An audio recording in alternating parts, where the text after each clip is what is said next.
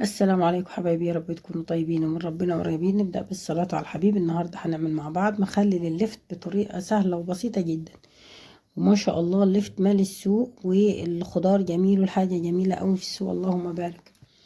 ربنا يكتر الخير كله يا رب ويزود رزق الناس كلها. بصوا انا معايا القطاعة المشرشرة دي بتديله شكل حلو يعني. دايما احنا بنقول العين بتاكل قبل البق، فبنشكل كده زي المخلل اللي احنا بنجيبه من بره. هنقطعه وبعدين نعمله صوابع كده، وما تصغريهاش قوي عشان اللفت بيدبل لما بيستوي، بيبقى بيدبل فبيتحسين هو صغير يعني. خليها متوسطة.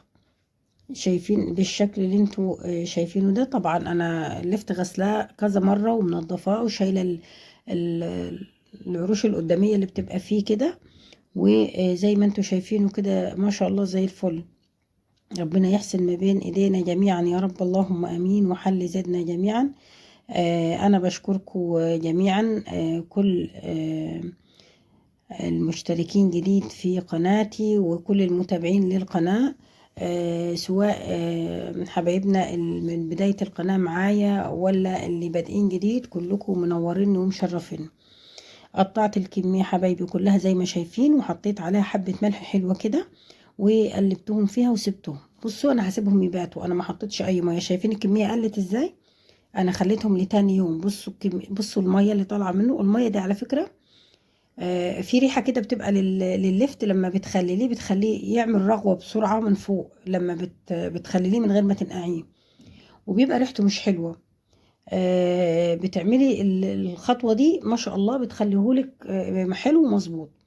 بصوا قلت كميته قد ايه، نزلت كل المية اللي فيه، غسلته غسلة حلوة قوي مرة واتنين وتلاتة عشان الملح ما يبقاش مالح قوي منك، وبرده طعم الملح فيه. البنجر طبعا ما شاء الله اللهم بارك جميل جدا. شايفين ده بشرته بالمبشرة. انا كانت عندي بنجرية كبيرة قوي ما شاء الله، نصها بشرته بالمبشرة ونصها خرطته صغير زي اللفت. دول معلقتين خلطة من ساعة ما عملت الليمون المعصفر، حطيتهم في الفريزر بالفلفل الأحمر بحبة البركة بملح، كلهم جاهزين كده، وحطيتهم فاضوا مني، حطيتهم في الفريزر ما نرميش حاجة يعني. هني استخدمتهم دلوقتي، قلت يدوا طعم حلو ايه في في المخلل. مش هحط ملح كتير يعني. بص هو اقل من معلقتين يعني اللي انا حطيتهم دول، لان المخلل شارب ملح عشان انا نقعته من بالليل للصبح. اهم حاجه اساسي معلقتين السكر دول. معلقتين السكر دي ماده حافظه لاي مخلل بتعمليه، بتخليه مقرمش وجميل. هنقلبهم. بصوا عشان بشرين البنجر بيديله لون عاملين ازاي. بصوا شايفين ازاي؟ لما بتبشريه بيبقى افضل بكتير وبيخليه يحمر بسرعه. والبنجر حلو ما شاء الله كمان اليومين دول في السلطه حلو، يعني ما شاء الله مغذي يعني وجميل يعني. برضو في ممكن نحطه في الفراوله. بصوا اللهم بارك. هنحطه كده خلاص في البطرمانات. كله ضفته على على المخلل، مش هدوب حاجة في المية. زي ما شفتوا كده السكر والملح والخلطة اللي كانت فايدة معانا. الخلطة دي مش موجودة مش مهم، بس دول عشان كانوا زيادة معانا يعني.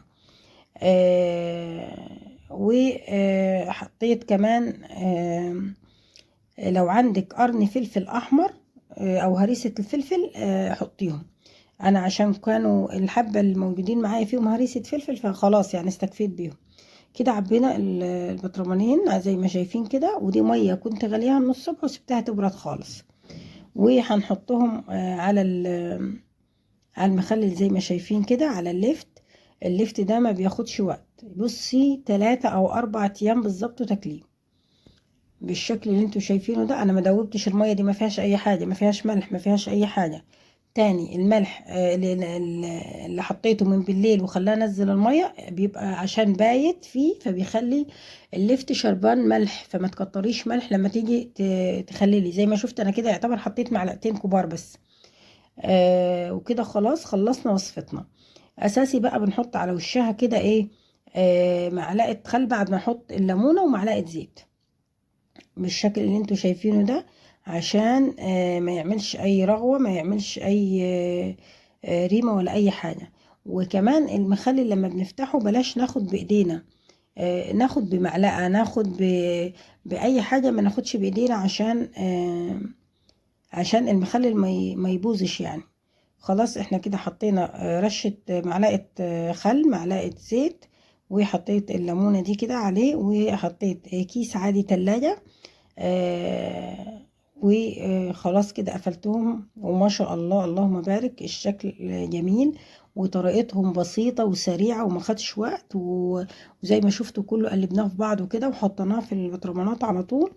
يا رب يحسن ما بين ايدينا جميعا، وحل زادنا جميعا، ودايما عندكم الخير والرزق والخير كله يا رب. ما تنسوش الصلاة على الحبيب، فضل الله ليس امرا، الصلاة على الحبيب.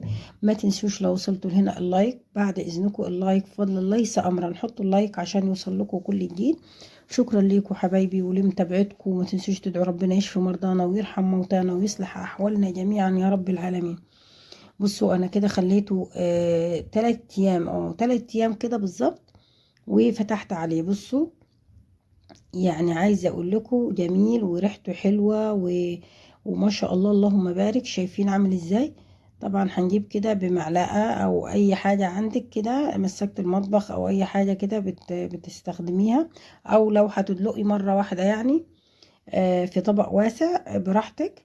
اللهم بارك، ومقرمش وجميل جدا، مش مهري. يعني هيعجبكم قوي قوي قوي. يا رب ان شاء الله يكون الطريقة عجبتكم.